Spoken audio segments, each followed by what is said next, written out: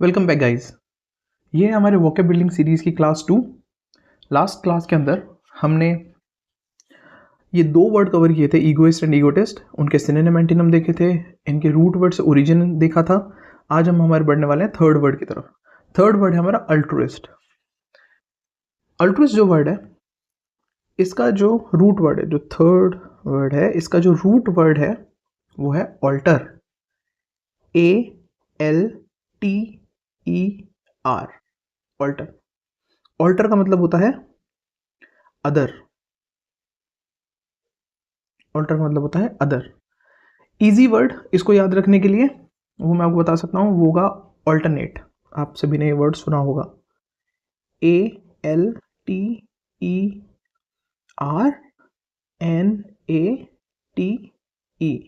Alternate. Alternate का मतलब क्या होता है?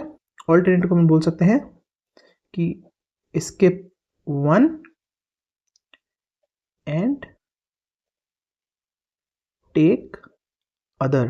तो इस तरह हम इसको याद रख सकते हैं। सिंपल सा है। अगर आपके पास में कुछ ऑप्शंस हैं और आपको एक ऑप्शन छोड़कर एक को चूज़ करना है, तो आपने इसको चूज़ करा, फिर आपने स्किप करा, फिर आपने इसको चूज़ करा, फिर आपने इसको स्किप करा, फिर आपने इसको चूज़ करा, तो आपने हर ऑल्टरनेट ऑप्शन को ऑप्ट करा। तो इस तरह से हम इसको याद रख सकते हैं, ऑल्टरनेट। ठीक है। अब यहाँ से जो वर्ड निकल के हमारे पास आया वो था अल्ट्रुइस्ट। ALTRUIST।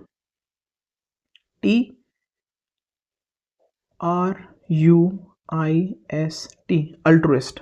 अल्ट्रुइस्ट का मतलब होता है वो इंसान जो लोगों की हेल्प करे। ठीक है। ये इंसान किस तरह से बात करेगा? ये बोलेगा लेट मी हेल्प यू। इस तरह से ये बात करेगा, इसका इस तरह का नेचर होगा। ठीक है। अब अगर आप बात करेंगे इसके सिनोनिम्स की, तो इसके सिनोनिम क्या हो सकते हैं? इसके सिनोनिम होंगे, आपने वर्ड सुना होगा, जैसे इलॉन मस्क फिलॉन्थ्रोपिस्ट है, बिल गेट्स फिलॉन्थ्रोपिस्ट है, लोगों की मदद करते हैं अपने पैसे से। तो वहाँ से वर्ड निकल गया था फिलैंथ्रोपिस्ट। PHILANTHROPIST।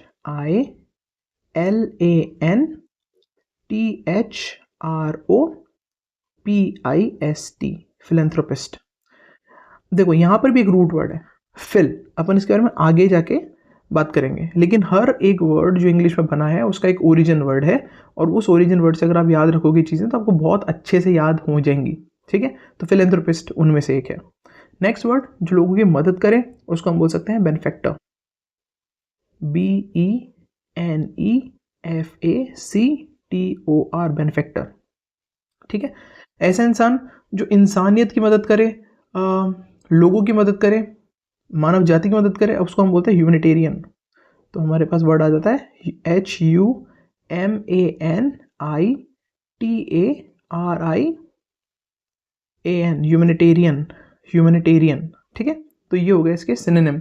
इसके एंटोनिम क्या हो सकते हैं? वो इंसान जिसमें ये क्वालिटीज ना हो। एंटोनिम क्या होंगे इसके? हमने कल पढ़ा था, वो इंसान जो दूसरों का ना सोचे, सिर्फ खुद की सोचे, तो ऐसे इंसान को हम बोलते हैं ईगोइस्ट। तो ये हो गया ईगोइस्ट। ठीक है। आसान वर्ड और क्या हो सकता है? सेल्फिश। Selfish person. तो somebody who is very selfish, तो वो भी अल्ट्रुइस्ट नहीं होगा। ठीक है। अब यहां से जो नेक्स्ट वर्ड हमारे पास निकल के आता है वो होता है अल्ट्रुइज्म। मैं स्पेलिंग लिख देता हूं, ALTRUISM।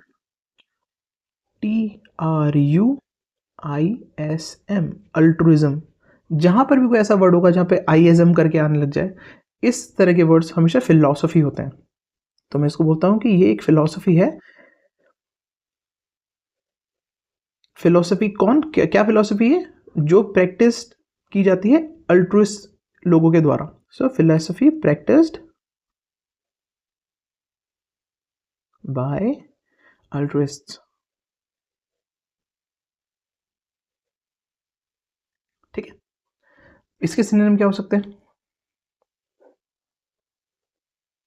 सिमिलर से सिनोनिम होंगे इसके भी।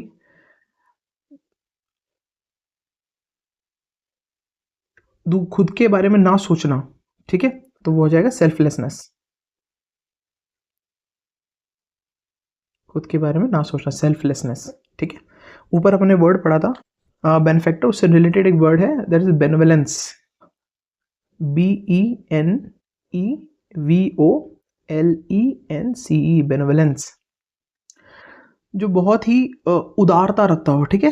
तो उसके लिए हम वर्ड यूज करेंगे जनरसिटी, GENEROSITY, जेनरोसिटी, ठीक है। ऊपर हमने वर्ड पढ़ा ह्यूमनिटेरियन, तो यहाँ से ही सेम वो फिलॉसफी, जो ह्यूमनिटेरियन होगा वो क्या फिलॉसफी यूज करेगा, वो यूज करेगा ह्यूमनिटेरियनिज्म, HUMANITARIANISM,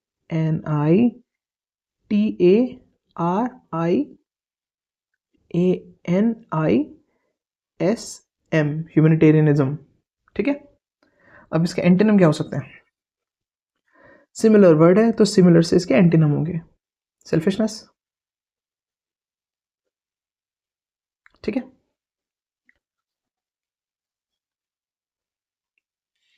अब अगर कोई ऐसा काम है जो लोगों की भलाई के लिए किया जा रहा है, तो उसको हम क्या बोलेंगे, वो किस तरह का काम होगा, वो होगा अल्ट्रुस्टिक वर्क, अल्ट्रुस्टिक डीड।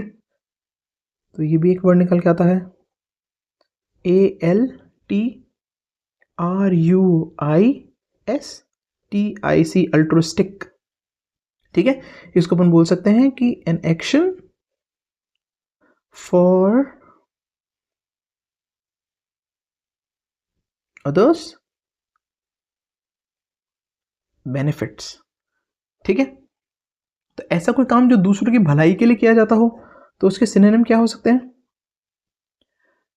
इसको, इसके लिए आसान वर्ड तो वही है, सेल्फलेस।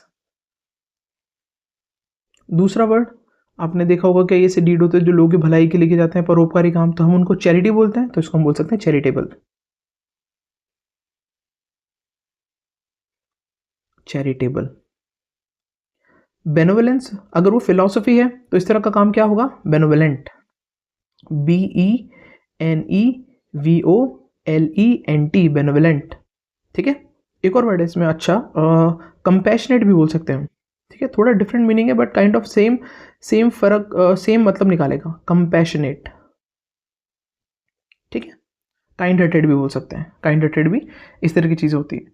और अगर एंटीनम की अगर बात करो, तो इन सब के एंटीनम सेम वही होंगे, सेल्फिश, जो खुद के बारे में, तो ऐसा काम जो सेल्फिश हो, या फिर सेल्फ सेंटर्ड भी हम बोल सकते हैं, ठीक है। एक और अच्छा वर्ड है इसके इसके अंदर हमारे पास में, तो हम देखा एंटीनम क्या हो सकता है, सेल्फिश और सेल्फ सेंटर्ड। एक और हमारे पास अच्छा वर्ड इसमें से निकल के आता है, वो वर्ड है, अगर आपने सुना हो तो ऑल्टरेशन, ठीक है, ALTERATION, ये वर्ड ऑलमोस्ट सबने सुना होगा, ऑल्टरेशन। देखा नहीं है कि कोई शर्ट है मेरे फादर का, मेरे ब्रदर का, और वो मुझे पहनना है, तो मेरे मेरे नाप का नहीं है, मेरे साइज़ का नहीं है, मैं टेलर के पास जाके उसको ऑल्टरनेट कराता हूँ, है ना। तो वो जो ऑल्टरेशन है, ये वही है। तो हम इसमें क्या करते हैं, वर्ड आ गया ऑल्टर, मतलब we are trying to make something other, तो इसका मीनिंग क्या होगा, इसका मीनिंग हो जाएगा मेकिंग समथिंग अदर, ठीक है। अब एक बात बताइए, अगर आपने कुछ ऑल्टर कर दिया है, किसी और चीज़ में कन्वर्ट कर दिया है किसी चीज़ को, तो हम उसको मॉडिफिकेशन नहीं बोल सकते क्या? तो अगर हम उसको मॉडिफिकेशन बोल सकते हैं तो इसका सिनोनिम हो गया, कोई भी चीज़ जो आपने चेंज कर दिया है, बदल दिया है। लोग कार को मॉडिफाई कराते हैं ना, एग्जिस्टिंग कार होती है उसमें कुछ चेंजेस करते हैं अपने हिसाब से, तो उनको हम मॉडिफिकेशन बोलते हैं। अगर मैं किसी कपड़े को अपने हिसाब से एडजस्ट करा रहा हूँ, उसको मैं ऑल्ट्रेशन कह रहा हूँ, तो क्या एडजस्टमेंट एक सिनोनिम नहीं बनेगा इसका?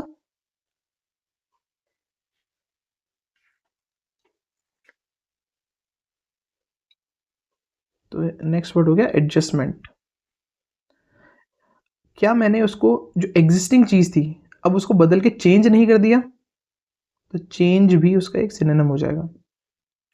क्या मैंने एग्जिस्टिंग किसी चीज़ को चेंज कर दिया, उसमें रिवीजन नहीं कर दिए, तो रिवीजन भी इसका एक सिनोनिम हो जाएगा, रिवीजन, ठीक है। अगर बात करते हैं इसके एंटीनम की, तो इसके एंटीनम क्या होंगे? अगर मैं किसी चीज़ को एज इट इज़ रखता हूँ, सेम रखता हूँ, तो मैं इसको रिटेंशन बोल सकता हूँ। रिटेंशन। अगर मैं किसी चीज़ को सेम रखता हूँ, स्टेबल कंडीशन में रखता हूँ, तो उसको मैं स्टेबलाइजेशन नहीं बोल सकता क्या?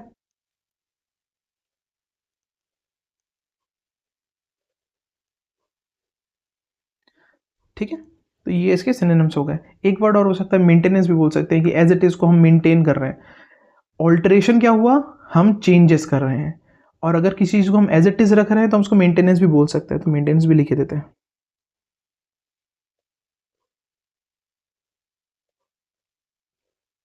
ठीक है, जो ये एंटीनम सिनोनिम होते हैं, आप एग्जैक्ट अगर आप सोच रहे हो कि एग्जैक्ट वर्ड मीनिंग होता है, नहीं, इनका कुछ कुछ हर जगह अलग यूज़ होता है। किस तरह से वो समझाता हूँ भी नेक्स्ट वर्ड में। लेकिन एग्जाम में क्या होगा, एग्जाम में आपको इनमें से कोई वर्ड दिख जाएगा तो आपको समझ में आ जाएगा, अच्छा मेंटेनेंस है मतलब मुझे सेम रखना है किसी चीज़ को, वहीं ऑल्टरेशन का मतलब होगा कि मुझे उस चीज़ को बदल देना है। ठीक है, अब हम आते हैं अपने नेक्स्ट वर्ड पे। अच्छा वर्ड है, एग्जाम में आया हुआ भी है, इसको बोलते हैं, नेक्स्ट वर्ड है हमारे पास में ऑल्टरकेशन। अगर आपने सुन रखा है पहले वर्ड तो अच्छी बात है, नहीं तो अभी बताता हूँ। ठीक है, ALTERCATION,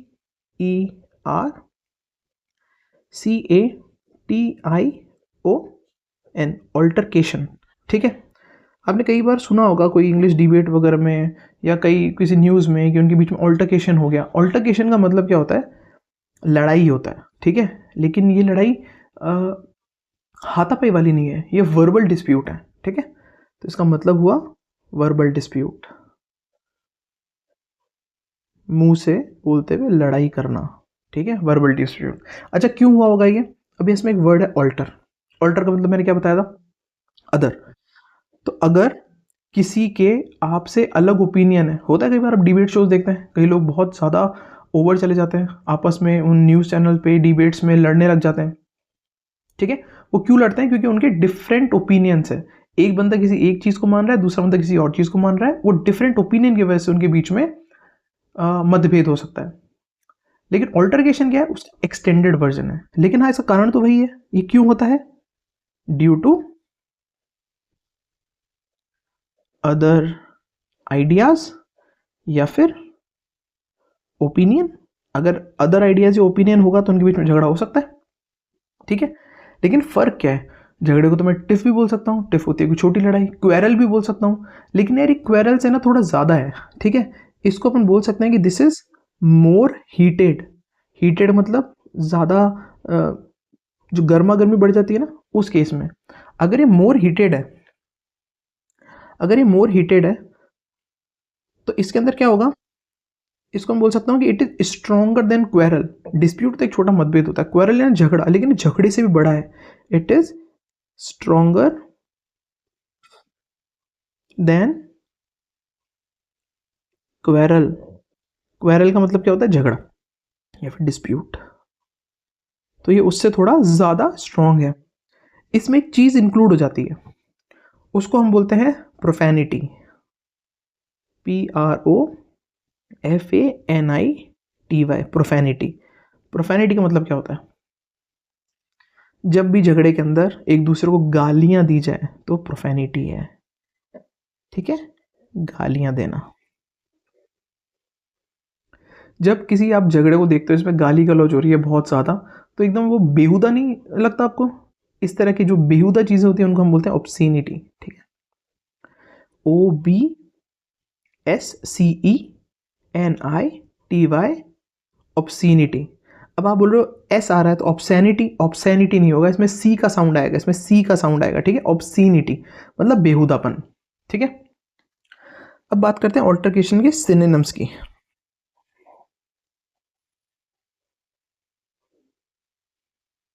इसके सिनोनिम क्या हो सकते हैं? इसके सिनोनिम होंगे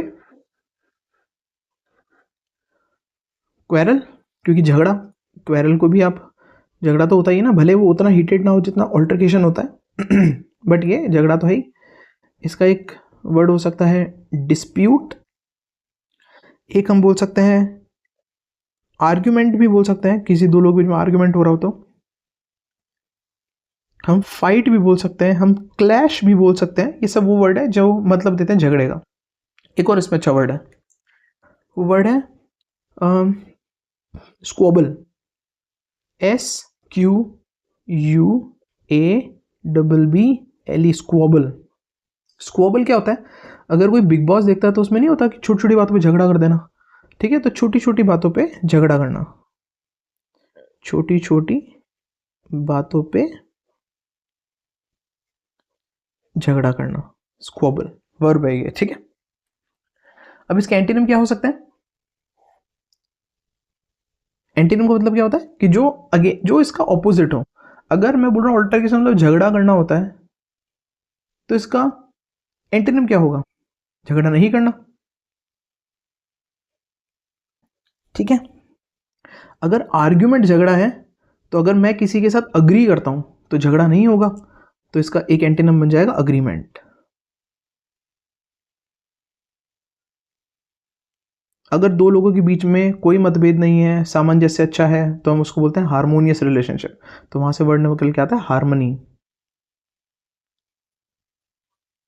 झगड़ा नहीं है, शांति है, तो एक पीस भी तो इसका एक एंटीनिम हो गया। और अगर कोई दो लोग आपस में सहमत होते हैं तो उसको हम बोलते हैं एकॉर्ड। एकॉर्ड भी इसका एक सिनोनिम हो गया। अब जो नेक्स्ट वर्ड हमारे पास में आता है वो वर्ड है ऑल्टर ईगो। ALTEREGO।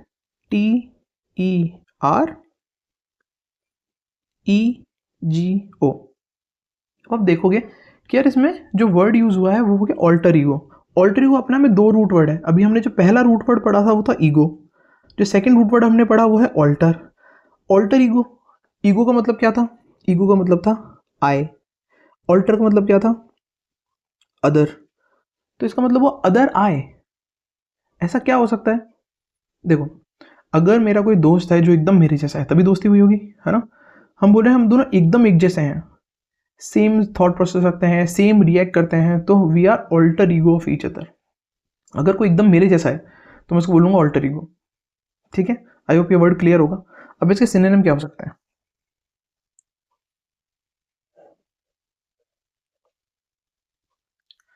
अगर कोई एकदम मेरे जैसा है तो मैं उसको बोल सकता हूँ कि सेकंड सेल्फ। इजी वर्ड है याद रखने के लिए। एक अच्छा वर्ड है काउंटर पार्ट।